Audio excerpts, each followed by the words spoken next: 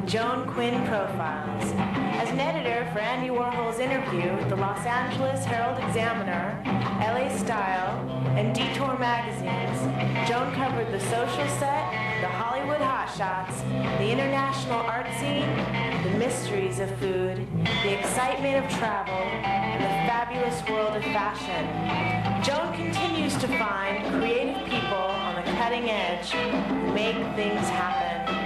Here's Joan Quinn.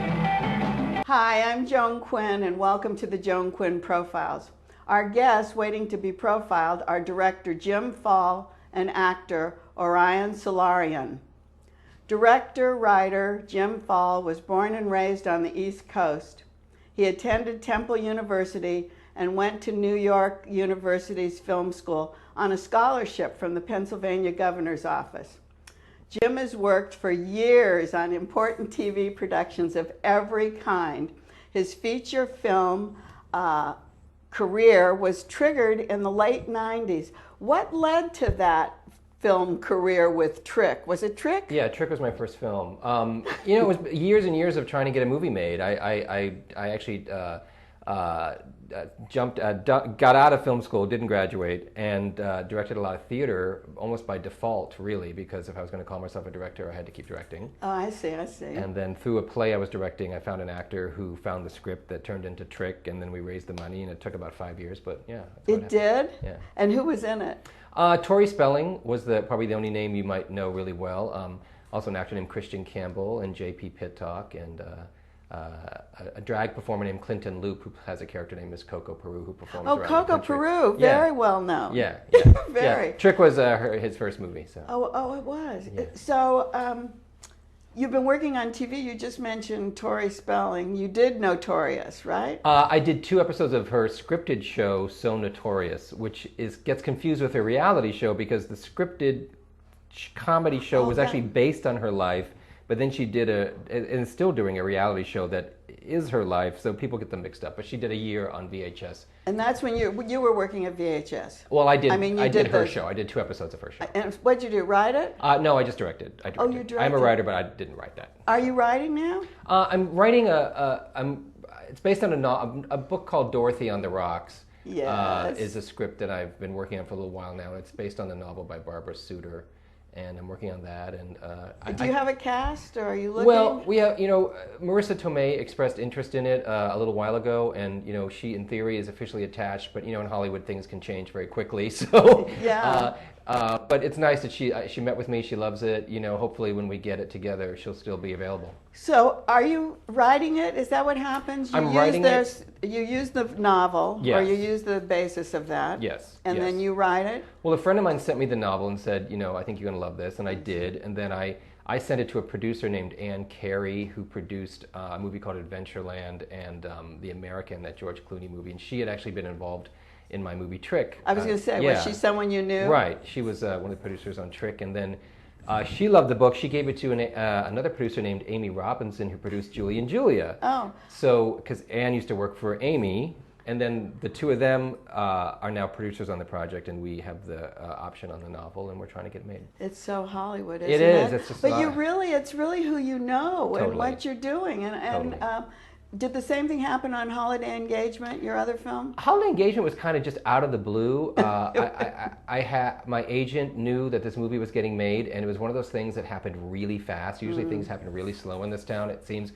But I went in and met on it, and we were shooting a month later, and I had to rewrite the script, cast the thing, location scout, do everything within a month, and we shot it in December. It's a Christmas movie, so it'll probably, hopefully, be on TV this coming holiday season. So you continue to work on TV. Yeah. You're continuing to direct. Yes. And do you have like a series that you direct, or No, do you I just do episodic? I wish I did. I know, from your lips to God's ear. I wish everyone. The economy has been so rotten lately. So many big time directors are now involved in TV in ways that they weren't just a few years ago. Yeah, but you know TV. Well, I do, but I haven't done a lot of TV. Some directors have done, years and years of TV, where I've only done, a handful of things. I'm very proud of what I've done, but not, so the frustrating thing in a way is that all of these bigger directors are vying for jobs that they wouldn't have been vying for a few years ago. I was going to say, you never would have expected that, right? Right. I lost a job to a director, and I thought I was sort of stooping to do this one little movie. And then when they said, "Oh, so and so is doing it," I'm like, "Oh, really?" I was stooping to do it. Oh well, I guess everybody needs a job, So not stooping, but no. But here we are. We're not stooping to The Interlopers. The Interlopers is this new play that's at the Bootleg Theater. Yes. And tell us the story of The Interlopers and who it was written by. It's written by a really wonderful writer named Gary Lennon, who's a TV writer, a playwright, and a screenwriter and a director. I've known him for 20-some years, but we never really worked together. We knew each other just socially. We knew each other when I lived in New York City. I lived out here in LA for 10 years now, 11 years. So, our paths cross all the time, and then out of the blue, again, he called me just 4 months ago and said, "Do you want to direct this new play I've written?" And I said, "Yeah, I'd love to read it. Yeah, thank you for thinking of me." And Gary's known for writing very gritty, darker material, and I'm known for directing more lighter comedy. So yes. I kind of thought, interesting. Why is he asking me? But then I read the piece, and it's really this lovely. It's a love story about two pre-op transgenders who. It's a love story between them. Yeah, and they meet in their therapist's office waiting room. And a friendship sparks, and then a love story happens. But it's really about the drama and the comedy around their impending transitions. So there is some comedy. Otherwise, it would be too heavy. Oh no. There's actually a lot of humor. It's a drama with a lot of humor. Talk about the casting. You know what? We have an amazing cast, mostly of actors you probably haven't heard of. But a woman named Diara Kilpatrick came in and auditioned for the lead. She's an African American actress who's playing the female to male transgender. Female to male, right? And the other one is male to female? Male to female. Oh, and that's how they fall in love? Yeah. So the clever thing about it, it's really a story about a boy and a girl falling in love, but they're about to have their operations. So in a way... But there's all this underlying. I know. There's a all lot of these stuff. layers that you have to deal with. Yeah. So your cast is pretty big. It's seven people, and we found them pretty much through... Most of them just found out about the project and came in and auditioned, and were all amazing. And they got rave reviews in the Times last week. Are they lesbians and gay? Well, not. I mean, you don't really ask actors that. I don't know. I'm gay, but no. But I mean, I know. I mean, it's an interesting question. Perfect. Yeah, I mean, it's interesting because actually transgender issues really aren't about being gay or straight in a sense. It's more about just identity. So there's a lot, that's what's interesting about the play is the lead, Trevor Peterson, is playing a straight guy who wants to be a woman, who is interested in women. He was a straight guy, wants to be a woman. So once he's changed to a woman, he technically will be gay because he'll be a lesbian. It's complicated. Does he do the changes? Do you go through the whole thing? Well, I don't want to tell you too much because I want you to, people who haven't seen the play, it's really more about what happens before that's what I thought you and were all the talking issues about. of how their family deals with and the costuming. You have a great costumer. Yes, Anne did an amazing job, and we were under the gun. What's her name, Anne? I'm completely blanking on her last name. You're going to Farley. kill me. Yes, Anne Farley. Because you know what? Because I know her from the Bootleg Productions there, and she does musicals. Yes, she does. A lot of and musicals. The Bootleg, the reason I'm blanking on her name is the Bootleg recommended her and said she was amazing. Oh, they did, yeah. But the schedule was so tight, we didn't even get our costumes till almost 3 days before we went on. Oh, and on she's stage. so good. And it came together so fast that it was like, okay, I was a little nervous, but my God, she came in and just like, she's very within good. 2 days, it was like amazing. And she can find things everywhere. Yeah. She doesn't just say, no, we have to build this from the beginning. She went out and just like... Yeah. What about, is there choreography in it? Not really. I mean, there's a little dance number, but it wasn't really too much. So did you do that? Well, you kind of directed it? Yeah, I kind of directed it. I mean, a woman came in and did our choreography. You're going to kill me, but I'm going to blank on her name too. Never mind. I'm terrible with names. What about the music? An amazing composer friend of mine named Mervyn Warren, who's produced a lot of songs for. He did Barbra Streisand recorded one of his songs. He's done Whitney Houston music. He's doing a movie right now with Dolly Parton. Does he compose it? He did the score. He did the score. And it's really lovely stuff. And so in the beginning, you've already played it. It's already at the theater. It was a benefit for Outfest, which is fantastic, right? Yeah. So, and that series is a series. Outfest is. Outfest is the gay and lesbian, the biggest film festival in LA, actually, and it's a gay and lesbian film festival. And 11 years ago, my movie Trick was the closing night, and it's just been nice to be associated with them again. But so your premiere, the world premiere of Gary Lennon's play, Interlopers, had a Q&A afterwards. What did they ask? Well, you know, the audiences, what's really lovely is the audiences are really moved by the play, and it's one of the reasons I wanted to do the play, because, you know, transgender issues are very scary to a lot of people, and being a gay person, I don't even necessarily have a lot of transgender friends who are in my inner circle, so a lot of it was new to me too, and I think what the play does so beautifully is humanize a situation that could be very, you know, off-putting to some people that don't know any transgender. So those were the questions? Well, the questions were really, you know, more, you know, it was really more just, but really to the actors, like how did, you know, Diarra do what she did? How did Trevor, you know, because there's a lot of, you have to see the play to really see how wonderful these performances are.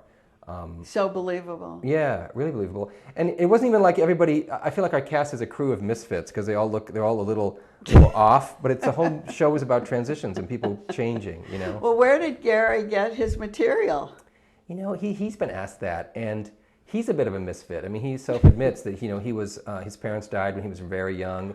He was a bar back at Xenon in New York City in the 70s when he was like 16, underage, working in the bars in New York City, you know, during the whole disco era. And so he was meeting he's had a lot people. He's had a lot of life experience for somebody his age. And, you know, I think it just sort of came out of his creative head, you know. I don't know. It wasn't any like specific agenda. Not his friends, or he wasn't I don't writing think so. about people. He just did, you know, it just kind of came to him. We talked about the Bootleg Theater, which is close to downtown LA. Yeah. It's an old 30s warehouse. Yeah. Is that what it is? Yeah, it's a big, I'd never been in there before. Oh, it's fantastic, It's beautiful. isn't it? Yeah, it's a great space. Would you call it a black box? You know, not really, because it's really more like a big warehouse space where it's a 100-seat theater, and then it's a very deep, long space. And there's a big lobby outside the theater space where rock and roll bands play. Then there's even a gallery area. It's a big, cool place to have a show. Where else have you directed?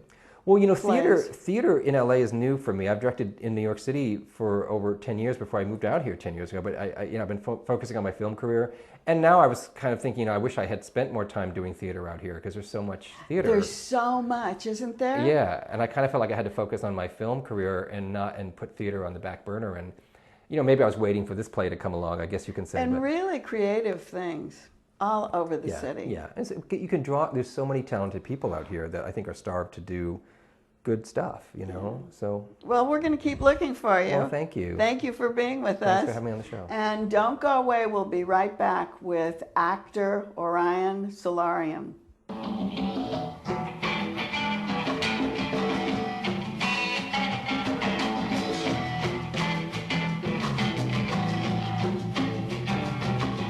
Hi, I'm Joan Quinn, and welcome back to the Joan Quinn Profiles. I'm here with actor, model, health practitioner Orion Solarion, who was born and raised on the East Coast. He went to prep school in Connecticut, the Space Academy in Alabama, the Tisch School at NYU, and then studied with health and wellness professionals all over the country. How did you know you wanted to perform? You know, the first moment I remember wanting to perform was about age 3. No, I can't believe that. And it was watching The Muppet Show on television with my parents. And I just remember getting so excited when that show would come on. And just the whole, you know, the whole experience of putting on a show and watching them perform. Were you acting out then? Yeah, well, I was in front of the TV. Yeah, and that's what happened. I started to perform with the TV show, and then just kind of kept performing. And then soon after that, my dad built a theater in our basement. You're kidding. Yeah, and rigged it with like stage lights and a sound system. How nice. and after school, through most of my childhood, I'd come home and put on shows in the basement. Oh, that's and great. then make all my family and friends watch them. That was great. And then you had to start charging entry fees. Yeah, of yeah, course. and then the price just went up from there. Went up and went. Yeah. All the time you were going to school, though, and you were studying. I mean, you were studying all kinds of things. You went through this astronaut phase. I did. That I had was an astronaut funny. phase, which I was after my horse phase. I had a you had year where I wanted to be a horse, and then I realized that wasn't possible. A real horse or a horseman? A real horse. A I think that was even before the Muppet Show. I think that was like about 2 years old. Okay.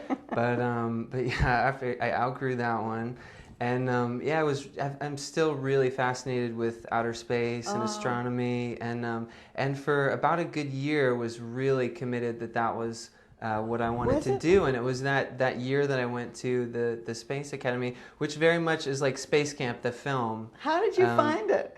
You know, you have to apply, like applying to school, Yeah. and I got accepted, and I believe I was 12 years old, and my parents supported me going, and I think it was the first airplane ride I took by myself. Oh, you flew from New Jersey Yeah. to Alabama? To Huntsville, Alabama, yeah, and it was amazing. It was an amazing program, and the culmination of it was we got to do a 12-hour simulated spaceflight mission, and I was the pilot, and we actually, started they have a whole replica of the space shuttle there, and for the 12 hours, I did exactly what the pilot of the space shuttle does to launch it and fly it through space. Well, you'll never forget that. No, it was and amazing. you can write a film, and you can be the astronaut. Yeah, and then one day we'll hang out in space. Then you went through a trainer phase, being a trainer. Yeah, a health coach. It was after I left Tisch at NYU. I had been studying experimental theater and film, and realized that I needed to focus on my health and got really passionate about holistic health in particular. That's great. And yeah, that's when I moved to California and spent many years studying health and nutrition, and then ended up just kind of serendipitously doing that for work for a while. Did you go to New Mexico or Arizona? It was Arizona, yeah. Was I it? spent many years in you did? Well, off and on. I was never there consistently for a whole year, but over the course of about 12 years, the last 12 years, I've been there a lot to study with Dr. Gabriel Cousins, who has an amazing center there called the Tree of Life. Oh, so you do. You still do. Yeah, And recently it's been going there as a guest. They have these amazing retreats, and so I'll go there maybe once a year to do like a week-long retreat. And you've actually used all of that training. You've Yes. used it in your everyday life. Yeah, it's definitely how I live my personal life, and it's kind of affected a lot of friends and family. And when I was doing that work, it was the work that I was doing with clients at that time too. Okay, one other phase you went through. I don't know if it's a phase or not, but you were a boat driver. You're a licensed boat driver, yeah, and a scuba diver. Yeah, and I haven't been able to spend time scuba diving recently, but it's still a huge passion of mine, just marine biology and being underwater. The other thing that I thought was great was you said you'd just come back from a trip with your mother. And I think it's great for mothers and sons to travel together. But I also think it's great that on your birthday you do travel to different parts of the world. Definitely. How did that start? Yeah, well, I've always gone on vacation with my parents, and recently it's, for the last few years it's been, more infrequently. Yeah, so we try because to you're make working, it, yeah, right? so we try to make it special occasions. And so this last trip was for my mom's birthday. And we went to the Arctic and did this National Geographic expedition. It was amazing. That's so great. Yeah. And tell us about your modeling career, because you modeled for a lot of magazines. And yeah, I've been modeling off and on since I was 18.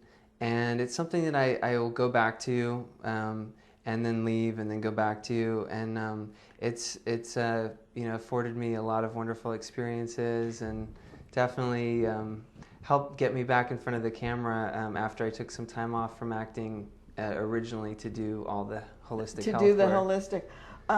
That holistic really comes into view in your training. doesn't it? Because you have to help Yeah. your clients with the way they approach life and training, etc. Do you continue to train? Because you've had a lot of famous clients. Yeah, and I don't, and I discontinued that work about a year and a half ago, but I still, it ends up being a frequent topic of conversation, and you know, I end up being an informal coach to friends and Oh, you do and it like people that I that? meet. Yeah, But just, how did you get started in the celebrity with the celebrity you know, clientele? it was just kind of serendipity. I was in Los Angeles originally from 2002 to 2004, and was moved here at first, and was working at a raw food restaurant as a raw food chef.